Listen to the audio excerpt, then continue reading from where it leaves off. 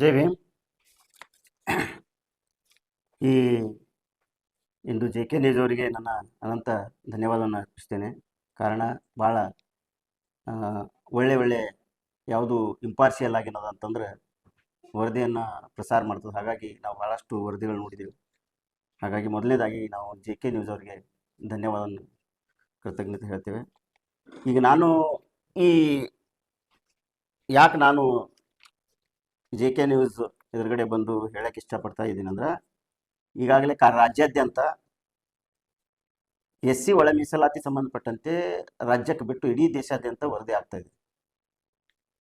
ಅದನ್ನ ಯಾವ ರೀತಿಯಾಗಿದೆ ಅಂತಂದ್ರೆ ಬೆಚ್ಚ ಬೀಳ್ತಕ್ಕಂಥ ಸನ್ನಿವೇಶ ಆಗ್ಯದ, ಭಾಳ ಆಘಾತಕಾರವಾದಂಥ ಸನ್ನಿವೇಶ ಆಗ್ಯದ, ಸನ್ನಿವೇಶ ಸೃಷ್ಟಿಯಾಗ್ಬಿಟ್ಟದ. ಇದು ಅದೇನಂದ್ರೆ, ಯಾವ ಸಮುದಾಯ ದೇಶದಲ್ಲಿ ಜಾತಿ ವ್ಯವಸ್ಥೆಯಿಂದ ತುಳಿತಕ್ಕೊಳಗಾಗಿ, ದೌರ್ಜನ್ಯ ದಬ್ಬಾಳಿಕೆ ಒಳಗಾಗಿ, ಪ್ರಾಣಿಗಳಿಗಿಂತ ನೀಚವಾಗಿ ಬದುಕ್ತಕ್ಕಂಥ ಹೊಲೆಯ ಮತ್ತು ಮಾದಿಗ ಸಮಾಜಗಳು ಒಟ್ಟೊಟ್ಟಾಗಿ ಬದುಕ್ತಕ್ಕಂಥ ಸಂದರ್ಭದಲ್ಲಿ ಈಗ ಈ ಪ್ರಾಣಿ ಪಕ್ಷಿಗಳಿಗಿಂತ ಕೀಳಾಗಿ ಬದುಕ್ತಕ್ಕಂಥ ಸಮಯದಲ್ಲಿ ಭಾರತದ ರಾಷ್ಟ್ರಾದ್ಯಂತ ಮಾನವತಾವಾದಿ ಅಂಬೇಡ್ಕರ್ ಅವರು 1950ರಲ್ಲಿ ಕೊಟ್ಟಂತ ನಮ್ಮ ಮೀಸಲಾತಿಯಿಂದ ಎಲ್ಲರೂ ಸಮನಾಗಿ ಸವಲತ್ತುಗಳು ಪಡ್ಕೊಂಡು ದೌರ್ಜನ್ಯಕ್ಕೊಳಗಾದಂಥ ಈ ಸಮುದಾಯಗಳು ಆ ಸಿಕ್ಕಂಥ ಸವಲತ್ತಲ್ಲಿ ಬದುಕ್ತಾ ಇದ್ದಿದ್ದೆವು. ಆದರೆ ಇವತ್ತು ನೋಡಿದರೆ ಬಹಳ ಆಘಾತಕಾರ ಸಂಗತಿ ಏನಂದ್ರೆ, ಇವರು ಇವತ್ತಿಗೂ ಕೂಡ 76 ವರ್ಷಗಳು ಗತಿಸಿದ್ರು ಕೂಡ, ಸಂವಿಧಾನ ಜಾರಿಯಾಗಿ ನಾವು ಮೀಸಲಾತಿ ಸಿಕ್ಕ ನಂತರ ಕೂಡ ಇವತ್ತಿಗೂ ಕೈ ಚಾಚಿ ಬದುಕ್ತಕ್ಕಂಥ ಪರಿಸ್ಥಿತಿಯಲ್ಲಿ ಇದ್ರೂ ಕೂಡ ಒಬ್ಬರನ್ನು ಒಬ್ಬರು ಕಚ್ಚಾಡಿ ಇದನ್ನು ನೋಡ್ತಕ್ಕಂಥ ಮನೋವಾದಿಗಳು ಬಹಳ ಖುಷಿ ಪಡ್ತಾ ಇದ್ದಾರೆ. ಇದರಲ್ಲಿ ಹೊಲಿಯ ಮತ್ತು ಮಾದಿಗ ಸಮಾಜ ಇವೆರಡೂ ಗೆದ್ದಿಲ್ಲ, ಗೆದ್ದಲ್ಲ. ಈ ವಿಷಯದಲ್ಲಿ ಮನುವಾದಿ RSS ಈ ವಿಷಯದಲ್ಲಿ ಗೆದ್ದಿದೆ, ನಾವೆಲ್ಲರೂ ಸೋತಿದೆವು. ಎಷ್ಟೇ ಜ್ಞಾನಿಗಳು ವಿದ್ವಾಂಸರು ಅಂತ ಹೇಳ್ಕೊಳ್ಳೋರು ಎಲ್ಲರೂ ಕೂಡ ಜಾತಿಗೆ ಜೊತೆ ಬಿದ್ದು ಸ್ವಾರ್ಥಕ್ಕೆ ಬಲಿಯಾಗಿ ಒಂದು ಎರಡೂ ಸೇರಿ ಅಣ್ಣ ತಮ್ಮಂದಿರಾಗಿ ಬದುಕ್ತಕ್ಕಂಥ ಎರಡು ಸಮುದಾಯಗಳ ಮಧ್ಯೆ ಬಾಂಧವ್ಯ ಬೆಳೆಸೋದು ಬಿಟ್ಟು ಎರಡೂ ಪ್ರತಿಷ್ಠೆಗೆ ಒಳಗಾಗಿ ದಿನ ಬೆಳಗಾದ್ರೆ ಪ್ರತಿಭಟನೆ ನಡೀತಾ ಇದ್ದಾವೆ. ಸೊ ಮುಖ್ಯ ವಿಷಯಕ್ಕೆ ಬರೋದಾದ್ರೆ, ಈ ಮೊದಲನೇದಾಗಿ ಮೀಸಲಾತಿ ಸಿಕ್ಕ ಮೇಲೆ ಹೊಲಿಯ ಮಾದಿಗ ಮತ್ತು ಅಸ್ಪರ್ಶ ಜಾತಿಗಳಿಗೆ ಸಮಾನವಾದಂಥ ಹಕ್ಕಿತ್ತು. ಆ ಹಕ್ಕನ್ನ ಎಲ್ಲರಿಗೇನದ ಅಂತಂದ್ರೆ, ಎಲ್ಲರೂ ಶಿಕ್ಷಣ ಪಡೆದು ಉದ್ಯೋಗ ಪಡ್ಕೊಂಡ್ರು, ಯಾರಿಗೆ ಶಿಕ್ಷಣ ತಗೊಂಡ್ರು ಆ ಸಮಯದಲ್ಲಿ ಅವರಿಗೆ ಉದ್ಯೋಗ ಸಿಕ್ತು. ಹಾಗಾಗಿ ಇವರಿಬ್ಬರು ಕೈ ಚಾಚತಕ್ಕಂಥ ಸಮುದಾಯ, ಇವರಿಬ್ಬರಲ್ಲಿ ಯಾವುದೂ ರಾಜಕೀಯ ಅಧಿಕಾರ ಇರಲಿಲ್ಲ. ಯಾರು ಮುಖ್ಯಮಂತ್ರಿ ಇರ್ತಿರ್ಲಿಲ್ಲ, ಪ್ರಧಾನಮಂತ್ರಿ ಇಲ್ಲಿವರೆಗಾಗಿಲ್ಲ, ರಾಜ್ಯದಲ್ಲಿ ಮುಖ್ಯಮಂತ್ರಿ ಇಲ್ಲಿವರೆಗಾಗಿಲ್ಲ. ಯಾರು ಕಸ್ಕೊಳ್ತಕ್ಕಂಥದ್ದು ಒಬ್ಬರಿಂದ ಕಸ್ಕೊಳ್ತಕ್ಕಂಥ ಪ್ರಸಂಗ ಬರಲ್ಲ. ಇಂಥದ್ರಲ್ಲಿ ಆ ಸಮಯದಲ್ಲಿ 70ರ ದಶಕದಲ್ಲಿ ಏನದ ಅಂತಂದ್ರೆ, ಹೆಚ್ಚಿನ ಪ್ರಮಾಣದಲ್ಲಿ ನಮ್ಮ ಭಾಗದಲ್ಲಂತೂ ಉತ್ತರ ಅಂದ್ರೆ ಈ ಹೈದರಾಬಾದ್ ಕರ್ನಾಟಕ ಭಾಗದಲ್ಲಂತೂ ಹೊಲೆಯ ಸಮುದಾಯದ ಜಾತಿಗಳು ಹೆಚ್ಚಿನ ಪ್ರಮಾಣದಲ್ಲಿ ಶಿಕ್ಷಣಕ್ಕೆ ಒತ್ತು ಕೊಟ್ಟಿರೋದ್ರಿಂದ ಹೆಚ್ಚಿನ ಪ್ರಮಾಣದಲ್ಲಿ ಶಿಕ್ಷಣ ಪಡೆದ್ರು, ಪದವೀಧರಾದ್ರು, ಉದ್ಯೋಗ ಸಿಕ್ತು. ನೀವು ಇವತ್ತಿಗೂ ಕೂಡ ನನ್ನದೊಂದು ಸಣ್ಣ ಹಳ್ಳಿ ಅದ, ನಮ್ದು ಬಾಲ್ಕಿ ತಾಲೂಕದಲ್ಲಿ ಚಿಟ್ಟ ಅಂತ ಬರ್ತದೆ. ಹೊಲಿಯ ಮತ್ತು ಮಾದಿಗ ಎರಡೂ ಸಮುದಾಯಗಳು ಅಷ್ಟೇ ಜನಸಂಖ್ಯೆ ಹೆಚ್ಚಾದ್ರೂ ಒಂದು 4 ಮನೆಗಳು ಹೆಚ್ಚಿರ್ಬೋದು, ಇನ್ನ ಯಾವುದು ಕೂಡ ಹಬ್ಬ ಹೆಚ್ಚು ಅಂತಕ್ಕಂಥ ಸಂಖ್ಯೆಗಳು ಇಲ್ಲ. ಅಂಥದ್ರಲ್ಲಿ ನೋಡ್ರಿ, 70ರ ದಶಕದಲ್ಲಿ ಹೊಲಿಯ ಸಮುದಾಯದಲ್ಲಿ ಶಿಕ್ಷಣ ಪಡೆದವ್ರ ಸಂಖ್ಯೆ ಹೆಚ್ಚಿತ್ತು. ಆ ಸಮಯದಲ್ಲಿ ಉದ್ಯೋಗದಲ್ಲಿ ತಗೊಂಡವರು 6 ಜನ ಇದ್ರು ವಲಯದಲ್ಲಿ. ಕೇವಲ ಒಂದು 25 ಮನೆಯಲ್ಲಿ ಇರ್ತಕ್ಕಂಥವ್ರು 6 ಮಂದಿ. ಆದ್ರೆ ಆ ಸಮಯದಲ್ಲಿ ಮಾದಿಗರು ಯಾರೂ ಓದಿಲ್ಲ. ಆವಾಗ ನಮ್ಮ ಅಣ್ಣವ್ರು ಏನದ ಅಂದ್ರೆ, ಇವತ್ತು ರಿಟೈರ್ಡ್ ಆಗಿ 70 ವರ್ಷ ಆಗ್ಲತ್ತದ. ಆ ಸಮಯದಲ್ಲಿ ಅವರ ವಯಸ್ಸಲ್ಲಿ ಇರ್ತಕ್ಕಂಥವ್ರು ಎಲ್ಲರೂ ಕೂಡ ಗೌಡರ ಮನೆಯಲ್ಲಿ ಏನದ ಜೀತಕ್ಕಾಗಿದ್ದು, ಶಿಕ್ಷಣ ಕಡೆ ಹೋಗಿಲ್ಲ. ಹಾಗಾಗಿ ಆ ಸಮಯದಲ್ಲಿ ಹೊಲಿಯ ಸಮಯದವ್ರೆ 6 ಜನ ಏನದ ಅಂತಂದ್ರ ನೌಕರಿ ಜಾಬ್ ತಗೊಂಡು ಸರ್ಕಾರಿ ಉದ್ಯೋಗ ತಗೊಳಕ್ ಸಾಧ್ಯ ಆಯ್ತು. ಕಾರಣ ಏನದಂದ್ರೆ ಶಿಕ್ಷಣ ಕಡೆ ಒತ್ತು ಕೊಟ್ರು. ಈ ಒಂದು ಕಾರಣಕ್ಕಾಗಿ ಇಡೀ ರಾಜ್ಯಾದ್ಯಂತ ಅಂಬೇಡ್ಕರ್ನ ಪ್ರೇರಣೆಯಾಗಿ ತಗೊಂಡಂತ ಹೊಲಿಯ ಸಮಾಜ ಹೆಚ್ಚಿನ ಶಿಕ್ಷಣ ಕಡೆ ಒಲವಾಯ್ತು, ಉದ್ಯೋಗ ತಗೊಳಕ್ಕೆ ಸಾಧ್ಯ ಆಯ್ತು. ಇದರಲ್ಲಿ ಮಾದಿಗರದು ಹೆಚ್ಚಿನ ಪ್ರಮಾಣದಲ್ಲಿ ನಾವೇ ಕಸ್ಕೊಂಡು ತಿಂದು ತೆಗೆದೆವು, ಎಲ್ಲಾನು ಕೂಡ ಇವರೇ ದೋಚಿದಾರ ಅಂತಕ್ಕಂಥದ್ದು ಇದು ಎಷ್ಟರ ಮಟ್ಟಿಗೆ ಸರಿ ಅದ? ಎಲ್ಲಿ ಬೆಂಗಳೂರಿನಿಂದ ಬೀದರ್ವರೆಗೆ ನಮ್ಮ ಮಾದಿಗ ಅಣ್ಣ ತಮ್ಮಂದಿರು ಯಾರು ಕೂಡ ಆತ್ಮಾವಲೋಕನ ಮಾಡ್ಕೋತಾ ಇಲ್ಲೇನು? ಇದು ನನ್ನ ಪ್ರಶ್ನೆ ಆಗ್ಯದ. ಯಾರು ತಗೊಳಕ ಎಲ್ಲ ದೋಚ್ಕೊಳಕ ನೋಡ್ರಿ, ಇಡೀ ರಾಜ್ಯದಲ್ಲಿ ಮುಖ್ಯಮಂತ್ರಿಗಳು ಒಕ್ಕಲಿಗ ಮತ್ತು ಲಿಂಗಾಯತ ಮತ್ತು ಬ್ರಾಹ್ಮಣ ಕುರುಬ ಸಮಾಜದವರೇ ಎಲ್ಲರೂ ಮುಖ್ಯಮಂತ್ರಿ ಆಗ್ಯಾರ. ಇಲ್ಲಿ ಕೊಡ್ತಕ್ಕಂಥ ಕೈಗೊಳ್ಳೆ ಇಲ್ಲ, ಎರಡೂ ಸಮಾಜಗಳು ಬೇಡ್ತಕ್ಕಂಥ ಪರಿಸ್ಥಿತಿಯಲ್ಲೇ ಇದ್ದಾವೆ. ಇಂಥದ್ರಲ್ಲಿ ಈ ಶಿಕ್ಷಣ ಕಮ್ಮಿ ಪಡೆದಂತ ಸಮುದಾಯ ನಮ್ಮ ಅಣ್ಣ ತಮ್ಮದ ಮಾದಿಗ ಸಮುದಾಯ ನಿಜವಾಗ್ಲೂ ಏನದ ಅಂದ್ರೆ ಶಿಕ್ಷಣ ಕಮ್ಮಿ ಪಡೆದಿರೋದ್ರಿಂದ ಉದ್ಯೋಗ ಕಮ್ಮಿ ಪಡ್ಕೊಂಡಿದ್ದಾರೆ, ಅವ್ರ ಸಂಖ್ಯೆದಲ್ಲಿ ಕಮ್ಮಿ ಇದ್ದಾರೆ, ಇದರಲ್ಲಿ ಎರಡು ಮಾತಿಲ್ಲ. ಆದ್ರೆ ಕಸ್ಕೊಂಡಿದ್ದಾರ ಜೋಚಿಯರ್ ಎಂಬುದು ಇದು ಬಹಳ ತಪ್ಪು. ಹಾಗಾಗಿ ಈಗ ನಮಗೆ ಸಿಗಬೇಕು, ನಿಮ್ಗೆ ಸಿಗಬೇಕಂತಕ್ಕಂಥ 30 ವರ್ಷದ ಒಳ ಮೀಸಲಾತಿ ಏನದಲ್ಲ, ಈ ಒಳ ಮೀಸಲಾತಿಯಲ್ಲಿ ಹೊಲಿಯ ಸಮುದಾಯದ ಸಂಪೂರ್ಣ ಬೆಂಬಲ ಅವತ್ತು ಇತ್ತು, ಇವತ್ತು ಕೂಡ ಅದ. ಇದಕ್ಕೆ ಸಂಬಂಧಪಟ್ಟಂತೆ 2010ರಲ್ಲಿ ನಾವು ವಿಜಯ ಜಿಲ್ಲೆ ಹುಮನಾಬಾದ್ನಲ್ಲಿ ನನ್ನ ನೇತೃತ್ವದಲ್ಲೇ 2010ರಲ್ಲಿ ತಮಟೆ ಚಳವಳಿ ಅಂತ ಮಾಡಿದ್ದೇನೆ. ಹೊಲಿಯ, ಮಾದಿಗ, ಸಂಗಾರ, ಢೋರ ಎಲ್ಲಾ ಸಮುದಾಯದವರನ್ನು ಕರೆದು ನಾನೇನದ ಅಂತಂದ್ರ ಒಳ ಮೀಸಲಾತಿ ಹುಮನಾಬಾದ್ದಲ್ಲಿ ಬಂದ್ ಮಾಡಿ ನಾವು ಒಳ ಮೀಸಲಾತಿ ಜಾರಿಗಾಗಿ ಹೆಚ್ಚಿನ ಪ್ರಮಾಣದಲ್ಲಿ ಅಲ್ಲಿ ಮತ್ತು ಹೊಲಿಯ ಸಮುದಾಯ ಇರ್ತಿದ್ರು. ಅವತ್ತಿನ ದಿನದಲ್ಲಿ ನಮ್ಮ ಹುಮನಾಬಾದ್ದಿಂದ ಇರ್ತಕ್ಕಂಥ ಅನಿಲ್ ಕಟ್ಟಿ, ಅಶೋಕ್ ಕಟ್ಟಿ, ಮತ್ತೆ ನಮ್ದು ರವಿ ನಿಜಾಂಪುರೆ, ಇವರೆಲ್ಲರೂ ಏನದ ಅಂತಂದ್ರೆ ಹೆಚ್ಚಿನ ಪ್ರಮಾಣದಲ್ಲಿ ಮಾದಿಗ ಸಮಾಜದವರು ನಾವು. ಮತ್ತೆ ಅದೇ ಸಮಯದಲ್ಲಿ ಏನದಂದ್ರೆ ನಮ್ದು ಮಾಜಿ JDS ನ ರಾಜ್ಯಾಧ್ಯಕ್ಷ ಅಂತ ಮಿರಾಜ್ ಪಟೇಲ್ ಅವರು ತಮ್ಮ ನಸೀಮುದ್ದೀನ್ ಪಟೇಲ್ ಕೂಡ ಏನದ ಅದ್ರಲ್ಲಿ ಬಂದಿರು, ಬ್ಯಾಂಕ್ರೆಡ್ಡಿ ಕೂಡ ಇದ್ರು. ಸೊ ಇಲ್ಲಿ ನಾವ್ ಎಂದೂ ಕೂಡ ವಿರೋಧ ಮಾಡಿಲ್ಲ. ಸೊ ಸಮಸ್ಯೆ ಏನ್ ಬಂತು, ಈಗ 2024ರಲ್ಲಿ ಏನ್ ಸುಪ್ರೀಂ ಕೋರ್ಟ್ ಹೇಳ್ತು ಒಳ ಮೀಸಲಾತಿ ಜಾರಿ ಮಾಡಬಹುದು ಸರ್ಕಾರ ಬಿಟ್ಟಿದ್ದು ಅಂತ. ಸೊ ಅವತ್ತಿನಿಂದ ಸದಾಶಿವ ಆಯೋಗ ಜಾರಿ ಮಾಡಿ ಒಳ ಮೀಸಲಾತಿ ಜಾರಿ ಮಾಡ್ರಿ ಅಂತ. ಸೊ ಅವತ್ತು ನಾಗಮೋಹನ್ ದಾಸ್ ವರದಿ ಪ್ರಕಾರ ಏನದ ಅಂದ್ರೆ ಒಳ ಮೀಸಲಾತಿ ಪ್ರವರ್ಗ 6A, B, C ಅಂತ ಮಾಡಿ, ಎಗೆ ಮಾದಿಗ ಸಮಾಜ, ಬಿ ಪ್ರವರ್ಗ ಬಿ ಹೊಲಿಯ ಸಮಾಜ, ಸಿ ಅಂದ್ರೆ ಲಂಬಾಣಿ ಕೊರವ ಕೊಚ್ಚ ಬೋವಿ ಅಂತಿತ್ತು ಮಾಡಿದಾರೆ 6, 6, 5. ಸೊ ಇಲ್ಲಿ ಸಮಸ್ಯೆ ಏನಾಗಿದೆ, ಆಯ್ತು ಇದೆ ಈ 6 ಮಾದಿಗ, 6 ಹೊಲಿಯ, 5 ಬೋವಿ ಒಡ್ರ ಕೊರವ ಕೊಚ್ಚಕ ಏನು ಕೊಟ್ಟಿದಾರ, ಇದನ್ನ ಎಲ್ಲರೂ ಸಮಾಧಾನವಾಗಿ ಎಲ್ಲರೂ ಒಪ್ಕೊಂಡಿದ್ದಿತ್ತು. ಸೊ ಸಮಸ್ಯೆ ಎಲ್ಲಿ ಬಂತು, ಎಲ್ಲರೂ ಈ ರೇಷಿಯೋ ಈ ಏನ್ ಪ್ರಮಾಣದಲ್ಲ ಇದನ್ನ ಎಲ್ಲರೂ ಒಪ್ಕೊಂಡಿದ್ರು. ಸಮಸ್ಯೆ ಮುಂದೆ ಎಲ್ಲಿ ಬಂತು, ರೋಸ್ಟರ್ ಬಿಂದು ಏನ ನೇಮಕಾತಿಯಲ್ಲಿ ಏನ್ ರೋಸ್ಟರ್ ಬಿಂದು 2023ಕ್ಕಿಂತ ಮುಂಚೆ ಏನಿತ್ತು ಅಂದ್ರ, ಇದು 2023ಕ್ಕಿಂತ ಮುಂಚೆ ರೋಸ್ಟರ್ ಬಿಂದು ಯಾಕೆ ಹೆಂಗ, ಯಾವ ಸಮಾಜ ತುಳಿತಕ್ಕೊಳಗಾಗಿದ್ದದ, ಯಾವ ಸಮಾಜ ದೌರ್ಜನ್ಯಕ್ಕೊಳಗಾಗಿದ್ದ, ಹಕ್ಕುಗಳು ಸಿಕ್ಕಿಲ್ಲ, ಆ ಸಮಾಜಕ್ಕೆ ಮೊದಲನೇ ಆದ್ಯತೆ ಕೊಡ್ಬೇಕಂತ ಅನ್ನೋ ದೃಷ್ಟಿಯಿಂದ ಇಲ್ಲಿ ನೋಡ್ರಿ 2023ಕ್ಕಿಂತ ಮುಂಚೆ ಪರಿಶಿಷ್ಟ ಜಾತಿಗೆ ಮೊದಲನೇ ಆದ್ಯತೆ ಕೊಟ್ಟು, ನೆಕ್ಸ್ಟ್ ಪರಿಶಿಷ್ಟ ಪಂಗಡ, ಆಮೇಲೆ ಮೀಸಲು ರಹಿತ ಅಂದ್ರೆ ಸಾಮಾನ್ಯ, 2ನೇ 4ನೇದು ಸಾಮಾನ್ಯ, 5ನೇದು ಅಂಗವಿಕಲ, 6ನೇದು ಕೂಡ ಸಾಮಾನ್ಯ, 7ನೇದು ನಂತರ 7ನೇದು ಮತ್ತೆ ಪರಿಶಿಷ್ಟ ಜಾತಿ ಬರ್ತದೆ. ಸೊ ಇಲ್ಲಿ ಪರಿಶಿಷ್ಟ ಜಾತಿ ಇದು ದೌರ್ಜನ್ಯಕ್ಕೊಳಗಾಗಿದ್ದು, ಸಾಮಾಜಿಕ ಅಸಮಾನತೆಗೊಳಗಾಗಿದ್ದು, ಸಾಮಾಜಿಕವಾಗಿ, ಆರ್ಥಿಕವಾಗಿ, ಶೈಕ್ಷಣಿಕವಾಗಿ ಎಲ್ಲಾ ರೀತಿಯಿಂದ ತುಳಿತಕ್ಕೊಳಗಾಗಿ ಅಸಮಾನತೆಗೊಳಗಾಗಿದ್ದ. ಹಾಗಾಗಿ ಇದಕ್ಕೆ ಮೊದಲನೇ ಆದ್ಯತೆ ಕೊಡ್ಬೇಕಂತ ಅನ್ನೋ ದೃಷ್ಟಿಯಿಂದ ಇದು ರೋಸ್ಟರ್ ಪದ್ಧತಿ. ಸೊ 2025ರಲ್ಲಿ ಮೀಸಲಾತಿ ಒಳ ಮೀಸಲಾತಿ ಜಾರಿ ಮಾಡಿದ್ಮೇಲೆ ಏನು ರೋಸ್ಟರ್ ಬಿಂದು ನೇಮಕದಲ್ಲಿ ಹೆಂಗ್ ಮಾಡಿದಾರ ಅಂದ್ರೆ, ಪ್ರವರ್ಗ ಎಗೆ ಮಾದಿಗ ಸಂಬಂಧಿತ ಜಾತಿಗಳು ಪ್ರವರ್ಗ ಎಗೆ ಮೊದಲನೇ ಆದ್ಯತೆ, ಆ ನಂತರ 2ನೇ ಆದ್ಯತೆ ಸಾಮಾನ್ಯ ಅಭ್ಯರ್ಥಿ, 3ನೇದು ಪರಿಶಿಷ್ಟ ಪಂಗಡ, 4ನೇದು ಸಾಮಾನ್ಯ ಅಭ್ಯರ್ಥಿ, 5ನೇದು ಪ್ರವರ್ಗ 1, 6ನೇದು ಸಾಮಾನ್ಯ ಅಭ್ಯರ್ಥಿ, 7ನೇದು ಪ್ರವರ್ಗ 2A ಮತ್ತ 8ನೇದು ಸಾಮಾನ್ಯ ಅಭ್ಯರ್ಥಿ, 9ನೇದು ಪರಿಶಿಷ್ಟ ಜಾತಿ ಬಿ ವರ್ಗ ಅಂತ. ಅಂದ್ರ ಇನ್ನಷ್ಟು ಎಷ್ಟು ವಿಚಿತ್ರ ಅದ ಅಂದ್ರ, ನಾವು ಪರಿಶಿಷ್ಟ ಜಾತಿ ಪ್ರವರ್ಗ ಎ ಮೊದಲನೇ ಆದ್ಯತೆ ಕೊಟ್ಟರೆ ಸರಿ ಅದ, ಇರ್ಲಿ ಒಂದ್ ಸೆಕೆಂಡ್ದಲ್ಲಿ. ಅಂದ್ರ ನಾವು ಹೊಲಿಯ ಜಾತಿದವರು ಸಾಮಾನ್ಯ ವ್ಯಕ್ತಿಗಳು ಮತ್ತೆ ಪರಿಶಿಷ್ಟ ಪಂಗಡ ಸಾಮಾನ್ಯ ಅಭ್ಯರ್ಥಿಗಳು ಬ್ರಾಹ್ಮಣ, ಕ್ಷತ್ರಿಯ, ವೈಶ್ಯ, ಶೂದ್ರ, ಲಿಂಗಾಯತರಿಗೆ ವೈಶ್ಯರಕ್ಕಿಂತ ಇವರೆಲ್ಲರಿಗಿಂತ ನಾವು ಸಾಮಾಜಿಕವಾಗಿ, ಆರ್ಥಿಕವಾಗಿ, ರಾಜಕೀಯವಾಗಿ ಎಲ್ಲನೂ ಅಷ್ಟೊಂದು ಸದೃಢ ಆಗಿದ್ದೇವ. ಇವತ್ತಿಗೂ ಕೂಡ ವಲಯ ಸಮಾಜ, ಇವತ್ತಿಗೂ ಕೂಡ ವಲಯ ಮತ್ತು ಮಾದಿಗ ಸಮಾಜ ಯಾವ ಪರಿಸ್ಥಿತಿಯಲ್ಲಿ ಇದ್ದಾರಂದ್ರ, ಇವತ್ತಿಗೂ ಹೋಟೆಲ್ದಲ್ಲಿ ನಮ್ಗೆ ಏನಾದ ಚಾ ಕೊಟ್ಟಲ್ಲ, ಒಳಗಡೆ ಸೇರಿಸ್ಕೊಂಬಲ್ಲ, ಕಟಿಂಗ್ ಮಾಡ್ಬೇಕ ಚೌರ್ಯಕ ನಮಗೆ ಕಟಿಂಗ್ ಮಾಡಲ್ಲ, ದಾಡಿ ಮಾಡಲ್ಲ.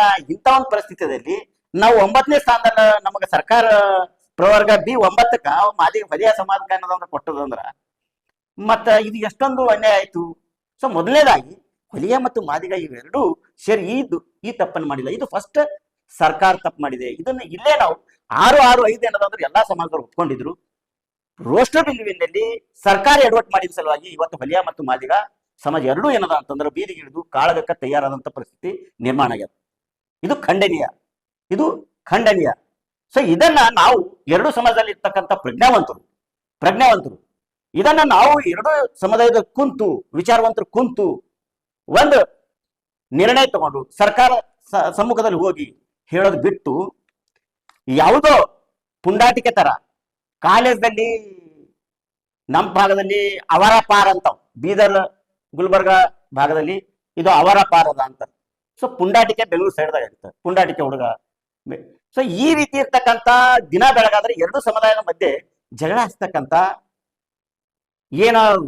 ಏನೋ ಭಾಸ್ಕರ್ ಪ್ರಸಾದ್ ಅಂತಕ್ಕಂಥ ವ್ಯಕ್ತಿ ತ್ರಿಲೋಕ ಜ್ಞಾನಿ ತರ ಏನದಂದ್ರೆ ಮಾತಾಡಿ ಎರಡು ಸಮುದಾಯದವ್ರಿಗೆ ಬಾಯಿ ತೆರೆದ್ರೆ ಹೊಲಿಯ ಅಂತಂದು ಏನು ಅವಾಚ್ಯ ಶಬ್ದದಿಂದ ಹೀಯಾಳಿಸೋದ್ರಿಂದ ಮತ್ತ ನೀವು ಹ್ಯಾಂಗ ಗೆದ್ದಿದ್ದೀರಿ ಹೊಲಿಯ ಸಮಾಜದವರು MLA ಗಳು ಮುಂದಿನ ಚುನಾವಣೆಯಲ್ಲಿ ಅಂತ ಹೇಳೋದ್ರದಿಂದ ಮತ್ತೆ ರಕ್ತ ಕ್ರಾಂತಿ ಆಗ್ತದಂತ. ರೇ ಯಪ್ಪ ತಂದಿ, ರಕ್ತ ಕ್ರಾಂತಿ ಯಾರಿಗೆ ಆಗ್ಬೇಕಾಗ್ಯದ? ರಕ್ತ ಕ್ರಾಂತಿ ನಿಜವಾಗ್ಲೂ ನಿಮ್ಮಿಬ್ಬರ ವೈರಿ ನಿಜವಾಗ್ಲೂ ಯಾರಂತಂದ ನಿಜವಾಗ್ಲೂ ಈ ದಲಿತ ಸಮುದಾಯದ ಅಸ್ಪರ್ಶಗಳ ವೈರಿ ಯಾರು? ಮನುವಾದದ ಮುಖ್ಯ ಬೇರೆ ಅದು RSS ಕಚೇರಿಯಲ್ಲಿ ಕುಂತು RSS ಮನೆಯಲ್ಲಿ ಕುಂತು ಹೇಳ್ತಾ ಇದ್ದಿಲ್ಲ. ಇದು ನಿನ್ನೊಬ್ಬನಿಗೆ ಇದಾಗ್ಬೋದು, ಒಳ್ಳೇದಾಗ್ಬೋದು. ನೀನು ಸ್ವಾರ್ಥಕ್ಕಾಗಿ ಇಡೀ ಸಮುದಾಯದ ಬಗ್ಗೆ ಜಗಳ ಆಗ್ತಾ ಇದ್ರಲ್ಲ. ಇಂಥ ವ್ಯಕ್ತಿ, ಕೆಟ್ಟ ವ್ಯಕ್ತಿಗೆ ಮಾದಿಗ ಸಮಾಜದಲ್ಲಿ ಇರ್ತಕ್ಕಂಥ ಉನ್ನತ ಸ್ಥಾನದಲ್ಲಿ ಇರ್ತಕ್ಕಂಥ ಸಚಿವ ಸ್ಥಾನದಲ್ಲಿ ಇರ್ತಕ್ಕಂಥ ಮಾನ್ಯ KH ಮುನಿಯಪ್ಪರ್ ಆಗಿರ್ಬೋದು, ಆಮೇಲೆ ನಮ್ದು ಎಕ್ಸೈಸ್ ಮಿನಿಸ್ಟರ್ ಆಗಿರ್ಬೋದು, ನಾರಾಯಣ ಸ್ವಾಮಿ ಆಗಿರ್ಬೋದು, ಇವ್ರು ಯಾರು ಕೂಡ ಈ ಅರುಣ್ ಕುಮಾರ್ಗ ಮತ್ತೆ ಈ ಭಾಸ್ಕರ್ ಪ್ರಸಾದ್ ಯಾರು ಕೂಡ ಕಂಟ್ರೋಲೇ ಮಾಡ್ಲಕ್ ಆಗ್ತಾ ಇಲ್ಲ. ಇವರೆಲ್ಲರೂ ನಿಷ್ಕ್ರಿಯ ಆಗೊಂಡಾರ. ಇವ್ರಿಂತ ಪುಂಡಾಟರ ಕೈದಾಗ ಏನದಂದ್ರೆ ಇಡೀ ಸಮಾಜ ಏನದಂದ್ರೆ ಬಲಿ ಆಗ್ಲತ್ತದ. ಇವ್ರಿಬ್ಬರಿಗೆ ಫ್ರೀ ಬಿಡೋದ್ರಿಂದ ಎರಡು ಸಮಾಜದಲ್ಲಿ ಬಹಳ ಅಸಮಾನತೆ, ಇದು ಅಶಾಂತಿ ಉದ್ಭವ ಆಗ್ಯದ. ಸೊ ಆದ್ಮೇಲೆ ನಾನು ಹೇಳೋದಿಷ್ಟೇ, ಇದು ಈ ರೋಸ್ಟರ್ ಇದಕ್ಕೆ ಸಂಬಂಧಪಟ್ಟಂತೆ ಇದು ರೋಸ್ಟರ್ ಬಿಂದು ತಪ್ಪಾಗಿರೋದು ಸರಿ ಮಾಡ್ಲಿ ಅಂತ ಹೇಳ್ತಕ್ಕಂಥ ಗೋಜಿಗೆ ಮಾದಿಗ ಸಮಾಜದವರು ಯಾರು ಕೂಡ ಧ್ವನಿ ಎತ್ತಿಲ್ಲ. ಹೌದು, ಇದು ಅನ್ಯಾಯ ಆಗಿದೆ. ಅವರು ಕೂಡ ನಮ್ಮ ಜೊತೆಗೆ ಏನದ ಅಂತಂದ್ರೆ ತುಳಿತಕ್ಕೊಳಗಾಗಿನವ್ರ ಜನರದವ್ರು ಆದ್ಮೇಲೆ ಒಂದ್ ವೇಳೆ ಹೊಲಿಯ ಸಮಾಜದವ್ರಿಗೆ ಒಂದ್ ವೇಳೆ ಮಾಡಿದ್ದೆ ಆದ್ರ ಮುಂದಿನ ಪೀಳಿಗೆಗಳಿಗೆ ಅವ್ರಿಗೆ ಕೂಡ ಏನದಂದ್ರೆ ಅನ್ಯಾಯ ಆಗ್ತದ. ಇದು ಸರಿ ಮಾಡ್ರಿ ಅಂತಂದು ಯಾರು ಹೇಳಿಲ್ಲ. ಅಲ್ಲಿ ನೋಡ್ರಿ, ಧಾರವಾಡದಲ್ಲಿ ನೌಕರಿ ಬಿಟ್ಟಾಗ, ಜಾಬ್ಗಳು ಬಿಟ್ಟಾಗ 39ರಲ್ಲಿ 9 ಈ ಧಾರವಾಡ ಯೂನಿವರ್ಸಿಟಿದಲ್ಲಿ ಜಾಬ್ ಇದಕ್ಕೆ ಸಂಬಂಧಪಟ್ಟಂತೆ ವಕೀಲ ಅಂತ ಹೇಳ್ತಕ್ಕಂಥ ವ್ಯಕ್ತಿ ಅರುಣ್ ಕುಮಾರ್ ಹೆಂಗ ತುಲನೆ ಮಾಡಿ ಸಮರ್ಥನೆ ಮಾಡ್ಕೊತಾರ ಅಂದ್ರ, ಧಾರವಾಡದಲ್ಲಿ ಈಗಾಗಲೇ 5 ಜನ ಮಾದಿಗರಿದ್ದಾರ, 14 ಜನ ಹೊಲೆಯರಿದ್ದಾರ. ಸೊ ಇವರಿಗೆ ಹೊಲೆಯರಿಗೆ ಟೋಟಲಿದಾಗ ಕೊಡಸ್ತಕ ಅಂದ್ರೆ ಅವ್ರು ಈಕ್ವಲ್ ಬರೋರಿಗೆ ಎಲ್ಲಾನು ಕೂಡ ಮಾದಿರಿಗೆ ಕೊಡ್ಬೇಕಂತಕ್ಕಂಥ ಸಮರ್ಥನೆ ಅವ್ನ ವಿಡಿಯೋ ನೋಡಿ ನಾನು. ಸೊ 39ರಲ್ಲಿ 9 ಕೇವಲ ಮಾದಿಗ ಸಮಾಜದಲ್ಲಿ ಹೋಗೋದ್ರಿಂದ ಅವು 5 + ಇವು 4 ಅಂದ್ರೆ 14 ಹೊಲೆಯರ್ ಸಮನಾಗಿ ಬಂತು. ಈ ರೀತಿ ಎಲ್ಲದರಲ್ಲಿ ಕೂಡ ಏನದ ಅಂದ್ರೆ ಮೊಟ್ಟ ಮೊದಲೇ ನಮಗೆ ಅವ್ರು ಸರಿ ಆಗೋರಿಗೆ ಹೊಲೆಯರಿಗೆ ಕೊಡಬಾರ್ದಂತಕ್ಕಂಥ ಕೆಟ್ಟ ಮಾನಸಿಕತೆ ಹೊಂದಂತ ಅರುಣ್ ಕುಮಾರ್ ಅವರಿಗೆ ನಾಚಿಕೆ ಆಗ್ಬೇಕು. ನೀವು ಕೋರ್ಟ್ ಹಾಕೊಂಡಿದ್ರಿ, ಮತ್ತೆ ಇಂಥ ಕೆಟ್ಟ ವ್ಯಕ್ತಿಗಳ ಮಾತು ಕೇಳ್ಕೊಂಡು ಇಡೀ ಮಾದಿಗ ಸಮಾಜದ ಇವ್ರು ಬೆನ್ನ ಹತ್ತಾ ಇದ್ರಲ್ಲ, ಇದು ಮುಂದಿನ ದಿನಗಳಿಗೆ ಬಹಳ ಕಷ್ಟ ಅನುಭವಿಸಬೇಕಾಯ್ತದೆ ಎರಡು ಕಮ್ಯುನಿಟಿ. ಸೊ ಇದರಿಂದ ನಾವಿಬ್ರು ಯಾವುದು ಸಾಧನೆ ಮಾಡಲಕ್ಕಾಗಲ್ಲ. ಇದು ಪ್ರತಿಷ್ಠೆ ಏನ್ ಮಾಡ್ತಾ ಇದ್ದೇವಲ್ಲ, ಇದರಿಂದ ನಾವಿಬ್ರು ಏನು ಸಾಧನೆ ಮಾಡ್ಲಿಕ್ಕೆ ಆಗಲ್ಲ. ಕಾರಣ ಈಗಾಗಲೇ ಈ ಜಾತಿವಾದಿಗಳು ಬಹಳಷ್ಟು ಖುಷಿ ಪಡ್ತಾ ಇದ್ದಾರೆ. ನಾವು ಮತ್ತೊಬ್ಬರಿಗೆ ಜಾತಿವಾದಿಗಳು ಅಂತ ಹೇಳೋದಕ್ಕಿಂತ ಮುಂಚೆ ನಮಗೆ ನಾಚಿಕೆ ಆಗ್ಬೇಕಾಗ್ಯದ. ನಾವೇ ಜಾತಿವಾದಿಗಳು ಆಗಿದ್ದೇವೆ. ನಾನು ಹೊಲೆಯ ಅನ್ನೋದು, ಅವ್ರು ಮಾದಿಗ ಅಂಬೋದು. ನನಗೆ ಇಷ್ಟೊಂದು ಕೇಳಲ್ಪಟ್ಟೆ ಕೆಲವರಿಗೆ. ಅಂಜನೇಯ ಅವರು ಅವ್ರ ಮನೆ ಮುಂದೆ ನಾನು ಮಾದಿಗ ಅಂತ ಹೇಳ್ಕೊಳ್ಳೋಷ್ಟು ಮಟ್ಟಿಗೆ ಜಾತಿ ಪ್ರೇಮ ಇಷ್ಟೊಂದು ಆಗ್ಬಿಟ್ಟದ. ನಾಳೆ ದಿನ ನಾವು ಇಂಥದ್ದು ಅನುಭವಿಸ್ಬೇಕಾಯ್ತದ. ಈ ಏನು ಕಾಲದಲ್ಲಿ ಇದು ಏನ್ ಪ್ರತಿಷ್ಠೆಯಲ್ಲಿ ಹೊಲಿಯ ಮಾದಿಗ ಪ್ರತಿಷ್ಠೆ ಅದಲ್ಲ, ಈ ಪ್ರತಿಷ್ಠೆಯಲ್ಲಿ ಕೆಲವು ಹುಡುಗರು ತಮ್ಮ ನಿಜವಾದ ಹೆಸರು ಬಿಟ್ಟು ಮಾದಿಗ ಅಂತ ಅಡ್ಡ ಹೆಸರು ಇಟ್ಕೊಂಡಾರ, ಹೊಲಿಯ ಅಂತ ಅಡ್ಡ ಹೆಸರು ಇಟ್ಕೊಂಡಾರ. ಸರಿ, ನಿಮಗೆ ಇಷ್ಟೊಂದು ತಾರಕ ನಿಮ್ಗೆ ತೆಲಿಗೇರೋದಲ್ಲ ಜಾತಿದು. ನಾಳೆ ದಿನ ಜನರಲ್ದವರು ನಿಮ್ ಸರಿ ಜಗಳ ಆಡಿದಾಗ ನಾವು ಹೊಲಿಯ ಅಂತಂದು ನೀವು ಅಟ್ರಾಸಿಟಿ ಮಾಡ್ಲಕ್ ಆಗಲ್ಲ. ನೀನ್ ಹೆಸರೇ ಇಟ್ಕೊಂಡ್ ಬಿಟ್ಟಿದಿ ಹೊಲಿಯ ಅಂತ, ಮಾದಿಗ ಅಂತ ಹೆಸರೇ ಇಟ್ಕೊಂಡ್ ಬಿಟ್ಟಿದಿ ಮಾದಿಗ ಅಂತ, ನೀ ಹೆಂಗ ಅಟ್ರಾಸಿಟಿ ಮಾಡ್ಲಕ್ಕಾಗ್ತದ? ಸೊ ಇದು ಮಿತಿ ಮೀರ್ಯದ, ಈ ಪ್ರತಿಷ್ಠೆ ಮಿತಿ ಮೀರ್ಯದ. ಎರಡು ಸಮುದಾಯ ಇರ್ತಕ್ಕಂಥ ಪ್ರಜ್ಞಾವಂತರು ಇದು ಅವಲೋಕನ ಮಾಡ್ಬೇಕಾಗ್ಯದ, ಎಚ್ಚರ ಆಗ್ಬೇಕಾಗ್ಯದ. ಈ ಎರಡು ಸಮುದಾಯದವರು ಎಚ್ಚರಾಗಿ ಇದು ಶಮನ ಮಾಡ್ಲಿಲ್ಲ ಅಂದ್ರ, ಇದು ಆದ ನಂತರ ಅನಾಹುತ ಏನಾಗ್ತದ ಅಂದ್ರೆ, ನಾಳೆ ದಿನ ಹೊಲೆಯ ಸಮಾಜದಲ್ಲಿ, ಹಳ್ಳಿಯಲ್ಲಿ ಇರ್ತಕ್ಕಂಥ ಹೊಲೆಯ ಸಮಾಜದಲ್ಲಿ ಕೂಡ ಗ್ರಾಮದಲ್ಲಿ ಬಹಿಷ್ಕಾರ ಆಗ್ತಕ್ಕಂಥ ಪ್ರಸಂಗಗಳು ಕಂಟಿನ್ಯೂ ಆಗಿ ನಡೀತಾ ಇದ್ದಾವ. ಅವಾಗ ಮುಂಚೆ ಬಹಿಷ್ಕಾರ ಹಾಕಿದಾಗ ಎರಡು ಸಮುದಾಯಗಳು ಒಟ್ಟೊಟ್ಟಾಗಿ ಹೋರಾಟ ಮಾಡ್ತಾ ಇತ್ತು. ಇವಾಗ ಸಮಸ್ಯೆ ಏನಾಗ್ತದ ಅಂತಂದ್ರ, ಹೊಲೆಯ ಸಮಾಜಕ್ಕೆ ಬಹಿಷ್ಕಾರ ಹಾಕಿದಾಗ ಮಾದಿಗ ಸಮಾಜ ಬರಲ್ಲ, ಮಾದಿಗ ಸಮಾಜಕ್ಕೆ ಬಹಿಷ್ಕಾರ ಹಾಕಿದಾಗ ಹೊಲೆಯ ಸಮಾಜ ಬರಲ್ಲ. ಸೊ ಮತ್ತೆ 60 ವರ್ಷಗಳ ಹಿಂದೆ ಯಾವ ಪರಿಸ್ಥಿತಿ ನಮ್ದಿತ್ತು ಇಬ್ಬರದು ಆ ಪರಿಸ್ಥಿತಿ ನಿರ್ಮಾಣ ಮತ್ತೊಬ್ರು ಮಾಡ್ತಾ ಇಲ್ಲ, ನಮ್ಮನ್ನ ನಾವೇ ತೋಡ್ಕೊತಾ ಇದ್ದೇವೆ, ನಮ್ಮನ್ನ ನಾವೇ ಆಹ್ವಾನಿಸ್ತಾ ಇದ್ದೇವೆ ಈ ಪರಿಸ್ಥಿತಿಗಳಿಗೆ. ಸೊ ಇದು ತಾವು ದಯಮಾಡಿ ಪ್ರಜ್ಞಾವಂತರು ನೀವೆಲ್ಲರೂ ನೀವು ಇದನ್ನ ನಿಜವಾದಂತ ಪರಿಸ್ಥಿತಿ ಮುಂದೆ ಏನಾಗ್ತದೆ ಅಂತ ಬಗ್ಗೆ ಅವಲೋಕನ ಮಾಡ್ರಿ. ಈ ಎರಡೂ ಸಮಯದ ಒಕ್ಕಟ್ಟಾಗಿ ಕೂಡಿಸ್ತಕ್ಕಂತ ಪ್ರಯತ್ನ ಮಾಡ್ರಿ ವಿನ ಇದನ್ನ ಮತ್ತೊಂದು ತಾರಕಕ್ಕೆ ಹೋಗ್ತಕ್ಕಂಥ ಪ್ರಸಂಗ ತಂದ್ರಿ ಅಂದ್ರೆ ಬಹಳ ದೊಡ್ಡ ಅನಾಹುತ ನಾವು ಅನುಭವಿಸಬೇಕಾಗ್ತದ. ಇವೆರಡೂ ಕಚ್ಚಾಡೋದ್ರಿಂದ ಒಂದು, ನಾನು ಈಗಾಗಲೇ ಹೇಳ್ದಲ್ಲ, ಅವ್ನು ಭಾಸ್ಕರ್ ಪ್ರಸಾದ್ ಮುಂದೆ ಬರ್ತಕ್ಕಂಥ MLA ನೀವ್ ಹ್ಯಾಂಗ್ ಗೆದ್ದಿತೀರಿ ನೋಡ್ರಿ ಅಂತ. ಸರಿ, ಈಗಾಗಲೇ ಇರ್ತಕ್ಕಂಥ MLAಗಳು ಎಷ್ಟು ಅಂತಂದ್ರ 16 MLAಗಳು ವಲಯ ಸಂಬಂಧಿತ ಜಾತಿಗಳು, ಆಮೇಲೆ 9 MLAಗಳು ಮಾದಿಗರು. ಇಬ್ರು ಒಬ್ಬರನ್ನೊಬ್ಬರು ಬರ್ತಕ್ಕಂಥ ಚುನಾವಣೆಯಲ್ಲಿ ಒಂದ್ ವೇಳೆ ನೀವು ತೊಡೆ ತಟ್ಟಿ ನಿಂತು ಸೋಲಿಸಿದ್ದೆ ಆದ್ರೆ ವಲಯರು ಮಾದರಿ ಸೋಲಿಸ್ಲಕ್ ಹೆಂಗಿರ್ತಾರ ನೋಡೋಣ ಅಂತ ಇವ್ರು ತಡೆ ತಟ್ಕೊಂಡು ನಿಂದಿರ್ತಾರ. ಮಾದರಿ ಅನ್ನೋದಂದ್ರೆ ಹೊಲೆಯರಿಗೆ ಹೆಂಗಿರ್ತೀರಿ ನೋಡೋಣ ಅಂತಾರ ಇವ್ರು ಇವ್ರಿಗೆ ಆದಾಗ ಮುಂದೆ ಬರ್ತಕ್ಕಂಥ ದಿನಗಳಲ್ಲಿ ಸ್ಪರ್ಶ ಜಾತಿಗಳಾದ ಲಂಬಾಣಿ ಭೋವಿ ಸಮಾಜದವರೇ ಹೆಚ್ಚಿನ ಪ್ರಮಾಣದಲ್ಲಿ ನೀವು ಒಬ್ರಿಗೊಬ್ರು ಸೋತ್ ಮೇಲೆ ಗೆಲ್ಲೋರು ಯಾರು ಅಂದ್ರೆ ದೊಡ್ಡ ಜಾತಿಗೆ ಬೇಕಾಗ್ತಕ್ಕಂಥ ಜಾತಿವಾದಿಗೆ ಬೇಕಾಗ್ತಕ್ಕಂಥ ಸ್ಪರ್ಶ ಜಾತಿಯಲ್ಲಿ ಇರ್ತಕ್ಕಂಥ ಲಂಬಾಣಿ ಮತ್ತು ಕೊರವ ಮತ್ತು ಕೊರ್ಚ ಭೋವಿ ಇವರೇ ಗೆಲ್ತಾರೆ ವಿನ ನೀವು ಯಾರು ಗೆದ್ದಲ್ಲ. ಅವಾಗ ನಿಮಗ ಅರು ಬಂದಾಗ ಕೈಯಲ್ಲಿ ಏನೂ ಇರಲ್ಲ. ಸೊ ಇದ್ರ ಬಗ್ಗೆ ನೀವು ಎಚ್ಚರ ಆಗ್ಬೇಕಾಗ್ಯದ. ಒಂದು ಸಣ್ಣ ಉದಾಹರಣೆ, ಈಗಾಗಲೇ ಏನ 2024-25 ಈಗಾಗಲೇ ಏನದ ಅಂತಂದ್ರ ಈ ಹೋದ ವರ್ಷ ಆದಂತ ಇಂಜಿನಿಯರಿಂಗ್ ದಲ್ಲಿ 7205 ಹೊಲೆಯರು 576 ಇಂಜಿನಿಯರಿಂಗ್ ಪಡೆದಿದ್ದಾರೆ, ಮಾದಿಗರು 493, ಮತ್ತ ಬಂಜಾರ ಲಂಬಾಣಿ ಸಮಾಜದವರು 1119, 830 ಭೋವಿ. ಸೊ ಇದರಲ್ಲಿ ಹೆಚ್ಚು ಪ್ರಮಾಣದಲ್ಲಿ ಯಾರು ತಗೊಂಡ್ರು? ಭೋವಿ ಮತ್ತು ಬಂಜಾರ ಲಂಬಾಣಿ. ವೈದ್ಯಕೀಯದಲ್ಲಿ ನೋಡ್ರಿ 836 72 ಹೊಲಿಯ 61 ಮಾದಿಗ, 222 ಬಂಜಾರ, 72 ಭೋವಿ. ಕೃಷಿದಾಗ ನೋಡ್ರಿ 239 30 ಹೊಲಿಯ 14 ಮಾದಿಗ, 96 ಬಂಜಾರ, 14. ಅಂದ್ರೆ ಈಗಾಗಲೇ ನಮ್ಮಿಬ್ಬರಿಗಿಂತನೂ ಹೆಚ್ಚಿನ ಪ್ರಮಾಣದಲ್ಲಿ ಎಲ್ಲಾ ರಂಗದಲ್ಲಿ ಏನದ ಅಂದ್ರ ಮುಂಚೂಣಿಯಲ್ಲಿದ್ದಾರ. ಇವ್ರಿಗೆ ನೀವು ಎಲ್ಲಾನು ದೋಚ್ಕೊಂಡಿರ್ತೀರಿ. ಸೊ ನೀವಿಬ್ಬರು ಕಚ್ಚಾಡೋದ್ರಿಂದ ಮತ್ತೊಬ್ಬರಿಗೆ ಇದು ಲಾಭ ಆಗ್ಲತ್ತದ. ಇದನ್ನೇ ಮತ್ತಿನ ಮುಂದಿನ ಚುನಾವಣೆಯಲ್ಲಿ ಈಗಾಗಲೇ ಬುದ್ಧಿಹೀನ ಭಾಸ್ಕರ್ ಅಂತ ಹೇಳ್ತಕ್ಕಂತ ಹೇಳಿಕೆ ಕೊಡ್ತಕ್ಕಂತ ಏನ್ ಅದಲ್ಲ, ಮುಂದಿನ ಚುನಾವಣೆ ನೀವು ಹ್ಯಾಂಗ್ ಗೆದ್ದಿತ್ತೀರಿ ಅಂತ ಇದನ್ನು ನೀವು ಇಬ್ಬರಿಗೆ ಏನದ ಅಂದ್ರೆ ಈ ಪ್ರತಿಷ್ಠೆಯಲ್ಲಿ ಇಬ್ಬರು ಕೂಡ ಸೋತು ಅಧಿಕಾರಹೀನ ಆಗ್ಬೇಕಾಯ್ತದ. ಭೋವಿ ಮತ್ತು ಬಂಜಾರ ಅವರು ಫುಲ್ ಏನದ ಅಂತಂದ್ರ ಕಂಪ್ಲೀಟ್ ಆಗಿ ರಾಜಕೀಯ ಅಧಿಕಾರ ಅವ್ರ ಕೈಯಲ್ಲಿ ಇರ್ತದ. ಮತ್ತೆ ಮುಂದಿನ ದಿನಗಳಲ್ಲಿ ನಮ್ಮ ನೆಕ್ಸ್ಟ್ ಜನರೇಷನ್ಗ ಬಹಳ ಕಂಟಕ ಬಂದ್ಬಿಡ್ತದ. ಅದಕ್ಕಾಗಿ ಈಗಾಗಲೇ 12ನೇ ತಾರೀಕಿಗೆ ಮಾದಿಗ ಸಮಾಜದವರು ದೊಡ್ಡ ಹೋರಾಟ ಮಾಡಿದ್ರು, ಒಳ ಮೀಸಲಾತಿ ಜಾರಿ ಮಾಡಬೇಕು ಅಂತಂದು. ಈಗ ನಾವು 25ನೇ ತಾರೀಕಿಗೆ ವಲಯ ಸಮಾಜದವ್ರು ಏನದ ಅಂತಂದ್ರ ಅದರ ವಿರುದ್ಧವಾಗಿ ಪ್ರತಿಷ್ಠೆಗೆ ಬಂದು 25ನೇ ತಾರೀಕು ಮತ್ತೆ ಇದು ರೋಸ್ಟರ್ ಬಿಂದನ ಸರಿಪಡಿಸಬೇಕು, ಎಲ್ಲರಿಗೆ ನ್ಯಾಯ ಕೊಡಬೇಕು ಅಂತಕ್ಕಂಥ 25ನೇ ತಾರೀಕು ನಡೀತಕ್ಕಂಥ ಪೂಜ್ಯ ಜ್ಞಾನಪ್ರಕಾಶ್ ಸ್ವಾಮಿ ಅವರ ನೇತೃತ್ವದಲ್ಲಿ ನಡೀತಕ್ಕಂಥ ಹೋರಾಟನೂ ಕೂಡ ಇದೆ.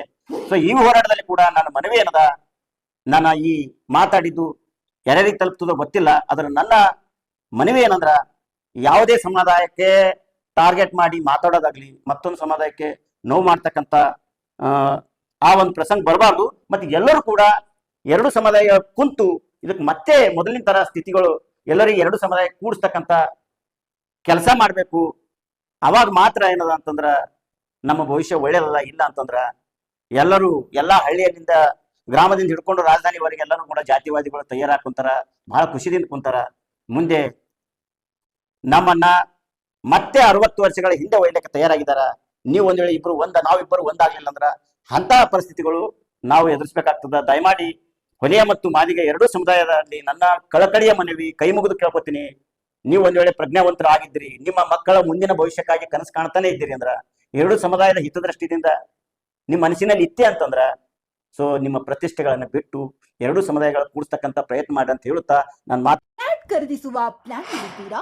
ಹಾಗಾದ್ರೆ ಕೇತಕಿ ಡೆವಲಪರ್ಸ್ ನಲ್ಲಿ ಮೂಲಭೂತ ಸೌಕರ್ಯಗಳುಳ್ಳ CC road, footpath, garden, under drainage, water supply, ಉತ್ತಮ ಪರಿಸರವುಳ್ಳ ಫ್ಲಾಟ್ಸ್ ಲೇಔಟ್ ಲಭ್ಯ. ಬೀದರ್, ಹುಮ್ನಾಬಾದ್ ಸೇರಿದಂತೆ ಹಲವು ಭಾಗಗಳಲ್ಲಿ ಸುಂದರ ಲೇಔಟ್ಗಳಿದ್ದು ಅತ್ಯುತ್ತಮ ಬೆಲೆ, ಇಎಂಐ ಸ್ಕೀಮ್ಸ್ ಅನ್ನು ಲಭ್ಯ. ಹಾಗಿದ್ರೆ ತಡೆಯಾಕೆ ಹಿಂದೆ ಸಂಪರ್ಕಿಸಿ 7676474747 MD ಸಂಗಮೇಶ್ ಚಿದ್ರಿ, ಹುಮ್ನಾಬಾದ್. ಗ್ರಾಹಕರ ಸ್ಯಾಟಿಸ್ಫ್ಯಾಕ್ಷನ್ ನಲ್ಲಿ ನಂಬರ್ 1 ತೃಪ್ತಿಕರ ದೈಹಿಕವಾದ ಹುಮ್ನಾಬಾದ್ನ ಎಸ್ವಿ ಟಿವಿಎಸ್ ಶೋರೂಮ್ ನಿಮಗಾಗಿ ತರುತ್ತಿದೆ ಹೊಸ ಮಾಡೆಲ್ಗಳ ಹೊಸ ಬೈಕ್ಗಳು. ಇಲ್ಲಿ ಟಿವಿಎಸ್ ನ ಸ್ಪೇರ್ ಪಾರ್ಟ್ಸ್ ಹಾಗೂ ಸರ್ವಿಸ್ ಕೂಡ ಲಭ್ಯ. ಹಾಗಿದ್ರೆ ತಡೆಯಾಕೆ ಹಿಂದೆ ಭೇಟಿ ನೀಡಿ ನಾಗಲಕ್ಷ್ಮಿ ದಾಬಾ ಹತ್ತಿರ ಗುಲ್ಬರ್ಗಾ ರೋಡ್, ಹುಮ್ನಾಬಾದ್. ಹೆಚ್ಚಿನ ಮಾಹಿತಿಗಾಗಿ ಸಂಪರ್ಕಿಸಿ 8494951009.